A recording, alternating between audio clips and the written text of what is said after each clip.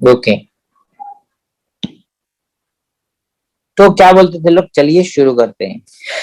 है कि नहीं, सुना है तूने ये? आज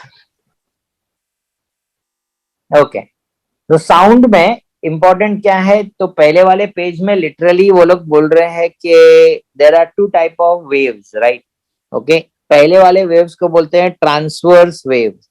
ठीक है, तो ट्रांसवर्स वेव क्या है, फॉर एग्जांपल इस लाइन पे अगर वेव का डायरेक्शन है, वेव मोशन इधर है, और यहाँ पे पार्टिकल्स है बहुत सारे, तो particles are moving up and down. ठीक है, तो कैसे होता है, तो ये ऐसे चलती है वेव। ओके, तो पार्टिकल कभी ऊपर जाता है, पार्टिकल कभी नीचे आता है, perpendicular to the direction of wave.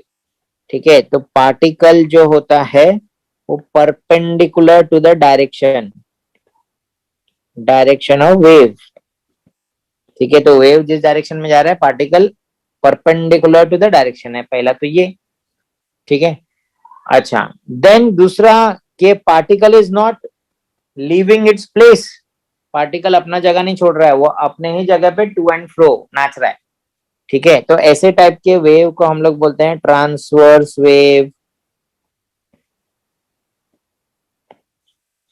Example, light wave, radio wave. दूसरा टाइप का वेव होता है जहां पे particle parallel to the direction of wave जाता है। ठीक है, फॉर एग्जाम्पल यहाँ पे बहुत सारे पार्टिकल्स होंगे, वो पैरेलल चलेंगे। पैरेलल मतलब क्या है, यहाँ पे सपोज पार्टिकल है, यहाँ पे पार्टिकल है, यहाँ पे पार्टिकल्स है, वो पैरेलल चल रहे हैं, मतलब वो आगे जा रहे हैं और फिर अपने ही जगह पे पीछे चल रहे हैं। ठीक है, तो parallel to the direction of the wave. Okay, जब ये पार्टिकल आगे जाएगा तो यहाँ पे ऑलरेडी पार्टिकल्स होंगे। ओके, तो यहाँ पे density of particles is going to increase because वो आगे जा रहा है। और जब यही पार्टिकल पीछे चला जाएगा तो इधर खाली जगह बन जाएगा। इसके वजह से, चलो यहाँ पे तो अपन लिख लेते हैं, particle parallel to the direction of wave. तो इसके वजह से कहीं कहीं पे पार्टिकल्स बहुत नजदीक दिखेंगे, कहीं कहीं के पार्टिकल्स है ना बहुत दूर दिखेंगे, फिर नजदीक दिखेंगे,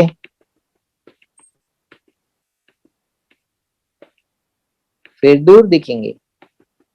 तो जहां जहां पे नजदीक दिख रहे हैं उनको कंप्रेशन बोलते हैं। कंप्रेशन मतलब high pressure, high density.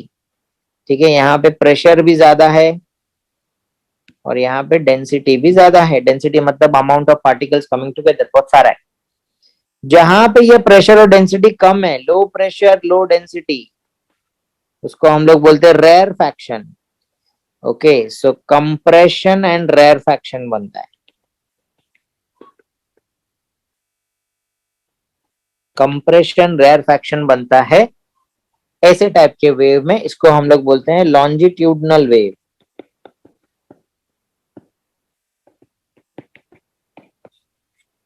Okay, example sound wave.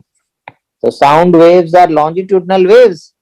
ठीक है, क्योंकि particles are moving parallel to the direction to and fro, तो मतलब पार्टिकल्स है, इट मींस दैट उसको कुछ तो भी एक मीडियम चाहिए for propagation. It requires medium for propagation. Medium क्या हो सकता है, solid, liquid, gas. Okay, and ये याद रखना है तुमको, एक मार्क का, velocity of sound in solid ज्यादा है देन लिक्विड, ज्यादा है देन गैस। तो सबसे ज्यादा वेलोसिटी साउंड का सॉलिड में है, सबसे कम गैस में है।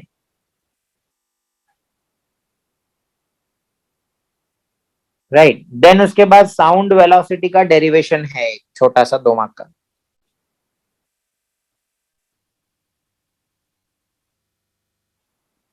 ओके, सो 2 मार्क्स डेरिवेशन। तो पहला, तो अपन डेफिनेशन लिखेंगे, अगर डेफिनेशन आ गया तो 1 मार्क और। ठीक है, तो डेफिनेशन लिखा हुआ देखो, distance covered by a point on the wave. एक वेव पे कोई तो एक पॉइंट है, wave. Compression rarefaction, compression. Okay, तो कोई एक पॉइंट है, ठीक है, वो कितना डिस्टेंस ट्रेवल कर रहा है, distance covered by a point, कहाँ पे, वेव पे। ठीक है, फ्रॉम हाईएस्ट डेंसिटी मतलब कंप्रेशन, तो जब ये वापस आएगा to lowest density rarefaction. Okay, तो वेलोसिटी इज इक्वल टू, मुझे पता है, डिस्टेंस अपॉन टाइम होता है। ठीक है, तो डिस्टेंस यहाँ पे क्या होता है, तो ये कंप्रेशन और रेयरफैक्शन के बीच में जो डिस्टेंस है उसको मैं बोलता हूँ वेव का लेंथ है, वेवलेंथ है। ठीक है, वेवलेंथ है। फॉर एग्जाम्पल अगर ऐसा वाला वेव चल रहा है तो दो क्रेस्ट के बीच में या दो ट्रफ के बीच में जितना डिस्टेंस होता है उसको अपन क्या बोलते हैं, वेवलेंथ। ठीक है, तो कंप्रेशन रेयरफैक्शन कंप्रेशन के बीच में जितना डिस्टेंस ट्रेवल किया उस पॉइंट ने, उसको हम लोग बोलेंगे wavelength in case of longitudinal wave. Okay, तो ये वेवलेंथ है, ये ग्रीक लेटर है, उसको बोलते हैं लैम्बडा। ठीक है, ये पता है, ग्रीक जी कैपिटल होना चाहिए था। ठीक है, और कितने टाइम में किया, ठीक है, ओके, उसको बोलते हैं टाइम पीरियड। ओके, सो अब ये मैंने लिख लिया point number 1 is definition, second मैंने लिख लिया velocity is distance upon time, here the distance is taken as lambda. Okay, that is wavelength. Okay, distance मतलब wavelength. Okay, in time T, एक पर्टिकुलर टाइम में जिसमें एक वेवलेंथ होता है उसको बोलते हैं टाइम पीरियड। ओके, अब 1/t को अपन ऐसे लिखेंगे, now 1/t is equal to nu, nu is frequency, frequency मतलब पर सेकंड कितना। ठीक है, तो एक टाइम पीरियड में, ठीक है, एक सेकंड में कितना हम लोग वेव्स बनाते हैं उसको बोलते हैं फ्रीक्वेंसी। फ्रीक्वेंसी मतलब हाउ मेनी टाइम्स पर सेकंड, सो पर सेकंड है मतलब 1/t है, पर सेकंड 1/सेकंड, तो वो है फ्रीक्वेंसी। ठीक है, अगर 1/t फ्रीक्वेंसी है तो v इज इक्वल टू क्या आएगा, तो देखो यहाँ पे 1/t को मैं रिप्लेस कर दूंगा इससे, तो v is equal to nu lambda आएगा, तो यहाँ पे तुम्हारा मार्क्स कवर हो जाता है। देन तुम लास्ट में लिखोगे कि velocity of sound, velocity sound का of sound is equal to wavelength into frequency, और खत्म। ठीक है, तो ये एक है। और वेलोसिटी ऑफ साउंड सबसे ज्यादा किसमें तुमको पता है, सॉलिड में, फिर लिक्विड में, फिर गैस में। किसने निकाला ये वेलोसिटी ऑफ साउंड, तो Borelli and Viviani. Okay, Borelli and Viviani ने निकाला। ठीक है, मैंने एक से शायद से जोक भी मारा इसमें, बोरीवली और विवियाना मॉल। ठीक है, तो बोरेली और विवियानी ने निकाला वेलोसिटी ऑफ साउंड, उनका वैल्यू कितना था, 350 metre per second. Actual value कितना है, 346 मीटर पर सेकेंड। ओके, तो फिर भी दे वर वेरी क्लोज। अब ये वेलोसिटी ऑफ साउंड तो मेरे को समझता है, बट किन चीजों के ऊपर वेलोसिटी ऑफ साउंड डिपेंड करता है, 3 मार्क्स का question. On what factors does velocity of sound depends on.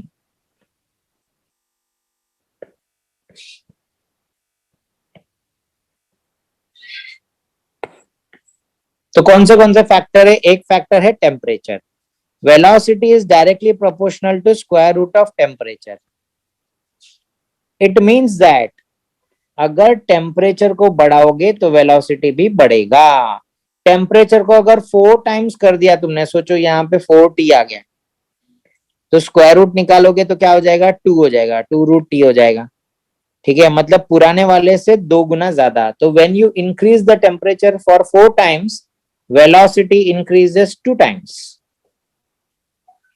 Okay, ऐसे ही velocity is inversely proportional to density. Okay, density of a gas. ठीक है, ये सारे के सारे इन गैशियस मीडियम चल रहे हैं भाई, इन गैशियस मीडियम। ठीक है, तो ये रो है, ये क्या डिनोट करता है, डेंसिटी। तो अगर टेम्परेचर को बढ़ाओगे, सॉरी अपना टेम्परेचर थोड़ी हो गया, डेंसिटी। अगर डेंसिटी को तुम बढ़ाओगे तो वेलोसिटी कम होगा, इनवर्सली प्रोपोर्शनल। अगर डेंसिटी को तुम 4 टाइम्स कर देते हो, 4 टाइम्स इंक्रीज कर देते हो, ओके, तो सो चलो जो मान के चलो यहाँ पे 1/√4 टाइम्स द ओरिजिनल डेंसिटी, तो 4 का रूट हो जाएगा इधर 2 आएगा। Okay, and 2 of the original value, ठीक है, यहाँ पे v डाल सकते हैं, तो ये हो जाएगा हाफ मतलब। सो अगर तुमने डेंसिटी बढ़ाया किसी भी गैस का, ओके, और उसमें से अब वेलोसिटी कैलकुलेट करोगे तो वेलोसिटी विल बिकम हाफ। ऐसे ही velocity is inversely proportional to molecular mass of the gas. Same चीज होगा जैसा डेंसिटी के लिए होगा कि मॉलिक्यूलर मास अगर बढ़ गया किसी गैस का तो वेलोसिटी हो जाएगा उस गैस में कम, अगर 4 टाइम्स मॉलिक्यूलर मास करोगे तो वेलोसिटी हो जाएगा हाफ। तो ये एक चिंदी चिंदी एक एक मार्क का भी क्वेश्चन हो सकता है इसमें से, ठीक है। द नेक्स्ट के 3 तरीके के मेरे पास साउंड है,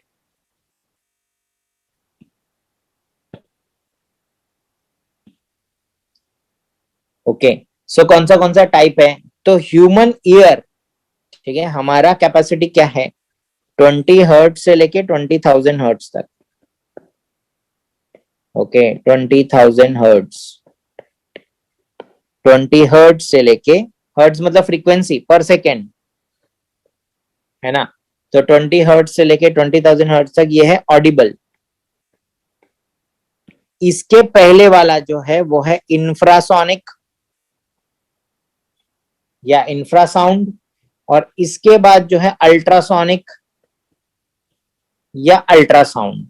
तो कौन से जानवर क्या क्या कर सकते हैं, तो हम लोग को सिर्फ बीच वाला सुनाई देता है, ठीक है। Children under the age of 5 years, ठीक है, can hear the frequency up to 25,000 hertz, okay. तो कोई छोटा बच्चा रहेगा, small children below the age of 5 years, कुछ इंसेक्ट्स, ठीक है, तो अल्ट्रासोनिक भी सुन सकते हैं, ठीक है। बैट्स डॉल्फिन्स ये अल्ट्रासाउंड बना सकते हैं, बैट्स डॉल्फिन्स ये लोग ऐसी बात करते हैं अल्ट्रासाउंड में, ठीक है, हमको सुनाई नहीं देता, राइट। कुछ इंफ्रासोनिक में भी बात करते हैं, हमको भी सुनाई नहीं देता, ठीक है। यहाँ पे गिव रीजन आ सकता है 2 मार्क का कि bat can see through it's years, तो कैसे, तो हम लोग बोलेंगे भाई ये है अपना चमगादड़ सपोज,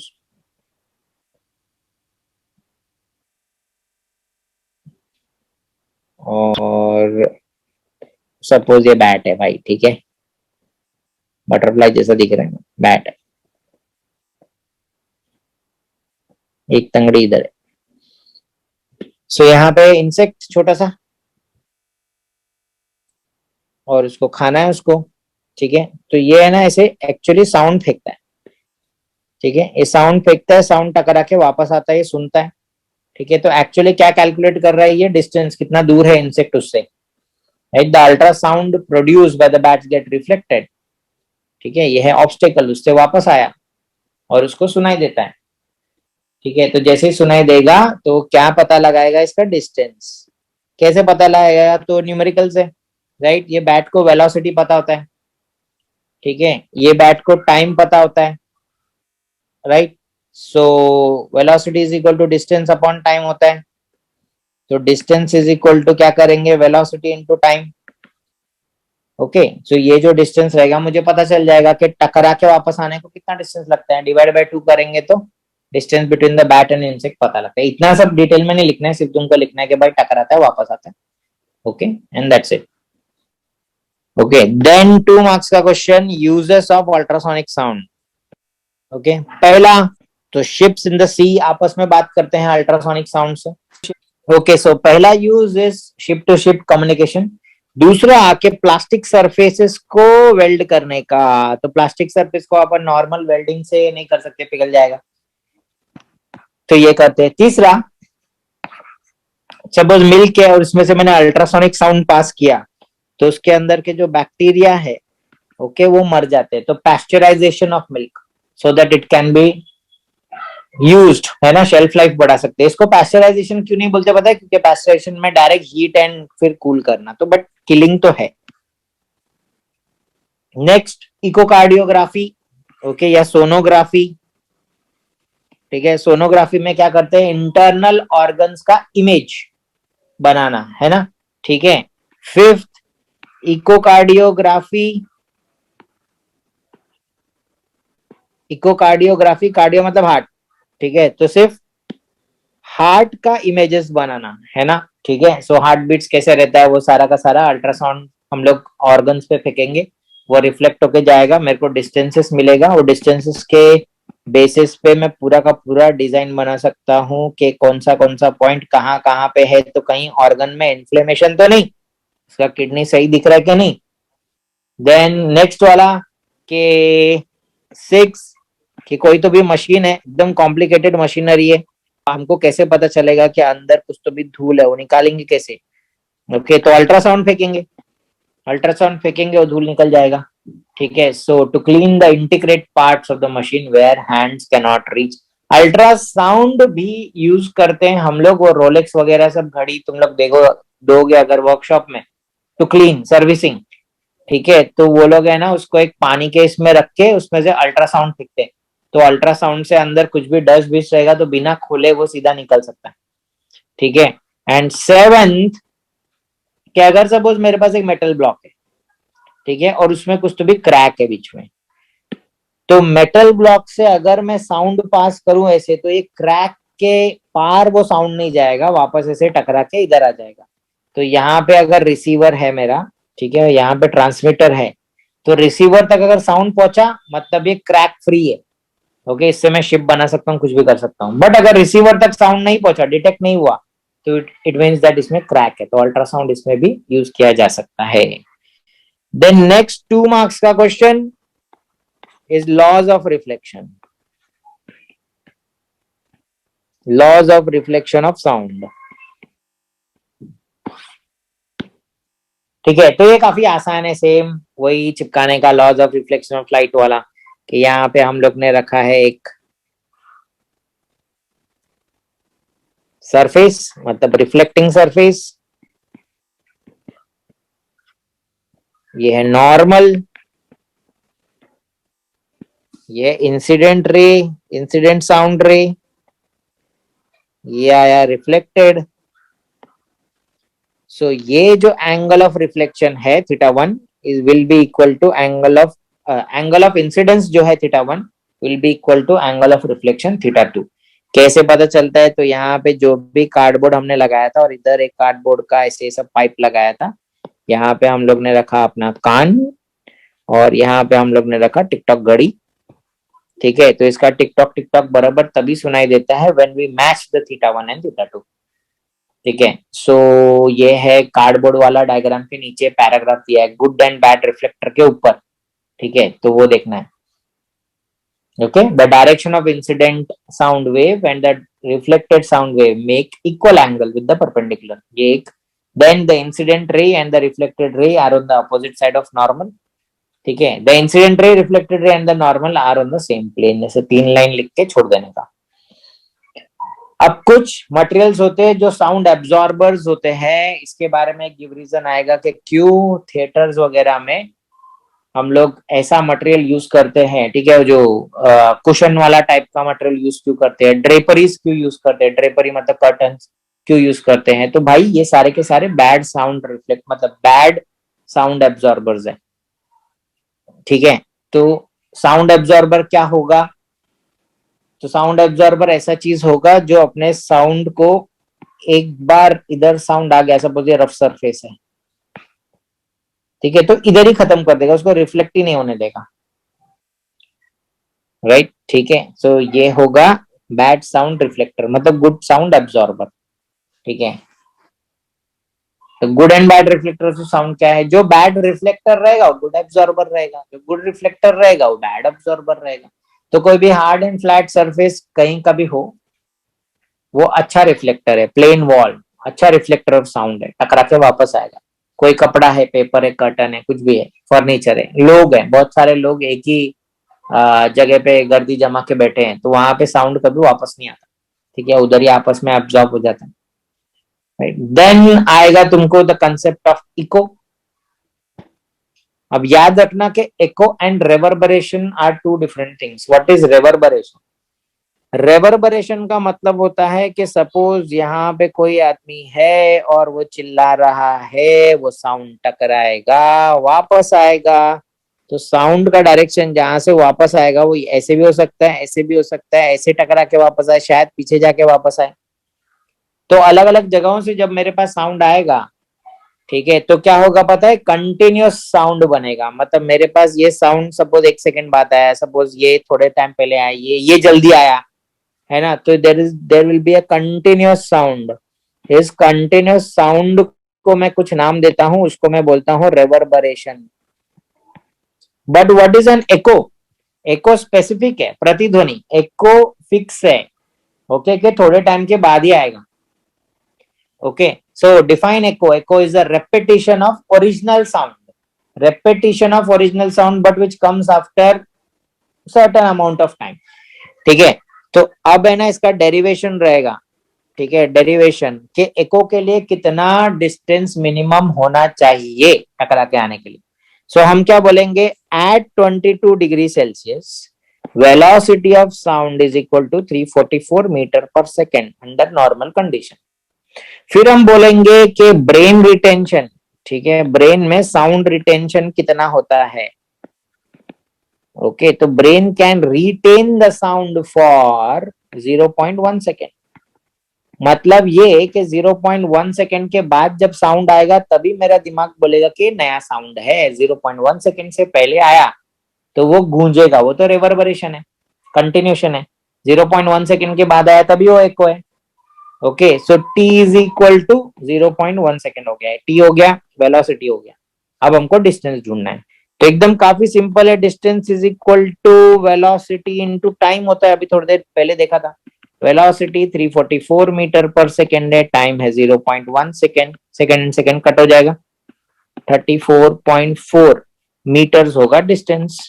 बट देन दिमाग लगाना है कि ये डिस्टेंस क्या है, ये डिस्टेंस से टकरा के वापस आने वाला। ओके, तो ये 2x है, 2 टाइम्स डिस्टेंस है। तो actual distance between the source and the reflecting surface कितना रहेगा? So actual distance between the source of sound and the reflector will be 34.4 divided by 2 meters. ठीक है, तो actual distance between source and reflector will be 34.4 divide by 2, 17.2 meters. ठीक है, मतलब minimum 17.2 metres तो होना ही चाहिए डिस्टेंस, इससे ज्यादा रहेगा तो बहुत अच्छा। But again it is temperature dependent. क्यों? क्योंकि पता है ना, एट 22 डिग्री सेल्सियस ही ये वाला वेलोसिटी है। अगर टेम्परेचर को बढ़ाओगे तो वेलोसिटी बढ़ेगा। टेम्परेचर बढ़ गया मतलब ये 344 का हो गया 350, तो यहाँ पे नंबर चेंज हो गए, राइट, तो डिस्टेंस भी गड़बड़ हो गया, है ना। यही मैंने तुमको सेशन में बोला था कि इसी वजह से क्या होता है, वो जो एको पॉइंट है अब एको पॉइंट नहीं रहा, है ना, माथेरान वाला। सो चलो आगे बढ़ते हैं। देन 2 मार्क्स, व्हाट इज सोनार? तो सोने का काम करने वाला सोनार नहीं है यहाँ पे। 2 मार्क्स का आएगा, इज्जत से तुमको ड्रॉ भी करना है वो सब, कि यहाँ पे एक मेरे पास एक ट्रांसमीटर है, यहाँ पे एक रिसीवर है, राइट। तो ट्रांसमीटर ट्रांसमिट करता है, रिसीवर रिसीव करता है, यहाँ पे सी बेड है, ठीक है। ओके, ये है ट्रांसमिटेड पल्स, ये है रिफ्लेक्टेड पल्स, पल्स मतलब चॉकलेट नहीं। ओके, देन इंपॉर्टेंट क्या करना है, सोनार का फुल फॉर्म लिखना है, साउंड नेविगेशन एंड रेंजिंग। तो हमने फुल फॉर्म लिख लिया, हमने लिख लिया कि ट्रांसमीटर क्या करता है, ट्रांसमिटेड पल्स बनाता है, रिफ्लेक्टर क्या करता है, रिफ्लेक्टेड पल्स बनाता है। ये पॉइंट नंबर 2 हो गया। थर्ड हम लोग लिखेंगे कि these waves will travel through water, strike the under water object, gate reflected back. Okay, reflected back होगा, ठीक है, और इसका टाइम नोट किया जाएगा, ठीक है, time will be noted. Then उसके बाद मुझे पता है कि वेलोसिटी ऑफ साउंड क्या होती है, राइट, ठीक है। तो डिफरेंस मतलब टाइम मतलब क्या, difference between the transmission and reception is noted.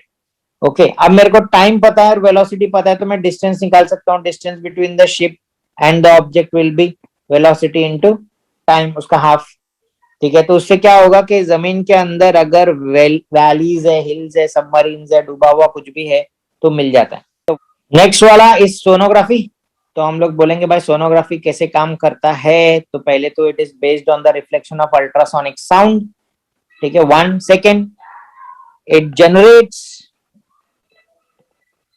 Image of internal organs, तो ये एक लिख सकते हो, ठीक है। नेक्स्ट, कि कहाँ कहाँ यूज होता है, तो हार्ट कंडीशन देखने के लिए इस्तेमाल होता है, हार्ट अटैक से क्या हो गया, ठीक है। ग्रोथ ऑफ फीटस के लिए यूज होता है, ठीक है, कि अंदर बच्चा सही है कि नहीं, है ना, ठीक है। हम लोग और भी इंटरनल ऑर्गन्स, लिवर कैसा है वो सब देखने के लिए इस्तेमाल करते हैं। थर्ड प्रोसेस लिख सकते हो कि it makes use of a probe and a gel. Probe मतलब जिससे चेक करोगे, ओके, प्रोब मतलब जिससे चेक करोगे, वो एक्चुअली रिसीवर है, ठीक है। तो तुमने क्या किया, तुमने ट्रांसमिट किया साउंड, तुम्हारे इंटेस्टाइन से, किडनी से टकरा के आया साउंड, इसको रिसीव करेंगे, टाइम कितना हुआ, वही same same velocity into time distance divide by 2, तो ये सारे के सारे पॉइंट्स का डिस्टेंस मुझे पता चल जाएगा। एक हेल्दी ऑर्गन में क्या रहता है, इमेज वो पता है, तो अब अगर इसमें कुछ भी गड़बड़ है तो पता चल जाएगा, राइट। तो ऐसे इस्तेमाल होता है। कंप्यूटर का स्क्रीन में हम लोग लगा लेते हैं सारा कुछ, it is a painless process. Next आता है बड़ा वाला क्वेश्चन कि ह्यूमन ईयर कैसे काम करता है। ओके, इसमें याद रखना है कि डायग्राम भी इंपॉर्टेंट है, तो डायग्राम प्रिपेयर करना है। सर डायग्राम बनाने के लिए बोलेगा क्या, बिल्कुल नहीं, तो लेबल करने के लिए बोलेगा, ठीक है। सो ह्यूमन ईयर को हम लोग 3 पार्ट में डिवाइड करते हैं, outer, middle, inner. So outer में क्या होगा, तो आउटर में हम लोग को पता है कि हमारे पास होता है पिना, जो डिस्क शेप्ड है।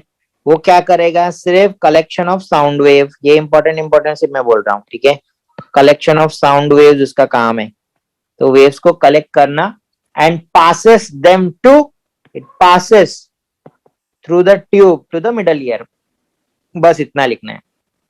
मिडल ईयर में क्या है, मिडल ईयर में है एक thin membrane called as ear drum, ठीक है। ये क्या करता है, तो जब compression reaches the ear drum, तो because of the high pressure ear drum is pushed inwards. When rarefaction reaches, rarefaction मतलब क्या, कंप्रेशन चला गया, अब खाली जगह है वहां पे, व्हेन रेयरफैक्शन रीचेस, तो बाहर का प्रेशर कम हो गया, तो now the ear drum is pulled again back, ठीक है। सो जब कंप्रेशन आएगा तो ईयर ड्रम अंदर जाएगा, जब रेयरफैक्शन आएगा ईयर ड्रम कम्स आउट। तो बार बार साउंड में क्या होने वाला है कि प्रेशर इंक्रीज डिक्रीज होगा। प्रेशर मतलब क्या, कंप्रेशन जब आएगा तो प्रेशर ज्यादा, रेयरफैक्शन जब आएगा तो प्रेशर कम, ठीक है। तो ये सब होते रहेगा, तो क्या होगा, ये मेम्ब्रेन जो है बार बार अंदर बाहर होते रहेगा, तो वाइब्रेशंस ऑफ द मेम्ब्रेन्स बनेंगे, है ना। यही वाइब्रेशंस को आगे पास करेंगे हम लोग इनर ईयर में। इनर ईयर में क्या है, एक ऑडिटरी नर्व है। ऑडिटरी नर्व क्या करता है, ठीक है, तो उसके पहले, ओके, तो यहाँ पे एक है ना शेल जैसा एक पर्टिकुलर पार्ट है, उसको बोलते हैं कॉकलिया। कॉकलिया का अपना कुछ तो भी फंक्शन है, क्या फंक्शन है, ये जितना भी वाइब्रेशन था ना मिडल ईयर से जो आया हुआ, वो वाइब्रेशंस को वो कन्वर्ट करता है इलेक्ट्रिकल सिग्नल्स में। So it converts all the vibrations to electrical signals, okay. अब ये इलेक्ट्रिकल सिग्नल्स ऑडिटरी नर्व क्या करेगा, हमारे ब्रेन तक पहुंचाएगा, ठीक है। एंड ब्रेन बाद में सेंस करेगा इन सिग्नल्स को कि भाई किसी ने मेरे को गाली दिया, जो भी है, ठीक है। तो इतना प्रोसीजर, इतना टाइम लगता है कि पीना कलेक्ट करेगा और ट्यूब में धकेल देगा मिडल ईयर के। मिडल ईयर में एक थिन मेम्ब्रेन है, उसको हम लोग बोलते हैं ear drum, okay. It gets back and forth because of the vibrations of the sound reaching it, ठीक है। तो साउंड में कंप्रेशन आया, तो due to high pressure the ear drum is pushed in, due to rarefaction low pressure ear drum is pushed back, pulled back, ठीक है। So this vibration can cause the thin membrane to vibrate accordingly. Then these vibrations are connected या pass through the inner drum, inner ear, ठीक है। तो अंदर है ना, देखो तुम लोग को स्टेपस, इनकस, मैलियस, ऐसा 3 हड्डी है, सिम, ठीक है। तुम्हारे डायग्राम में सिर्फ स्टेप्स दिया है, ठीक है। स्टेप्स मतलब वो घोड़े के ऊपर चढ़ने के लिए जो इस्तेमाल होता है, ठीक है, ऐसा कुछ तो भी, जिसके ऊपर अपन पैर रखते हैं और घोड़े पे चढ़ते हैं, तो ऐसा स्टेपस, इनकस, मैलियस, ऐसा 3 हड्डी होता है। ठीक है, जो ईयर ड्रम को कनेक्ट करता है कॉकलिया से। तो कॉकलिया तक पहुंच गया ये सारा वाइब्रेशंस। ओके, अब ये वाइब्रेशंस को इलेक्ट्रिकल सिग्नल में कन्वर्ट करने का काम कॉकलिया का है। यही इलेक्ट्रिकल सिग्नल को थ्रू ऑडिटरी नर्व हम लोग ब्रेन में भेजेंगे और ब्रेन को समझ में आएगा कि हमसे कोई बात कर रहा है। ठीक है, दो अ मीडियम इज रिक्वायर्ड, ठीक है, मीडियम चाहिए। Okay, so that sound can propagate, so that वो कंप्रेशन एंड रेरफैक्शन आगे तक पहुंचे, अदरवाइज नहीं होगा। ठीक है, ठीक है, ये समझा आपको दोनों? Yes, sir.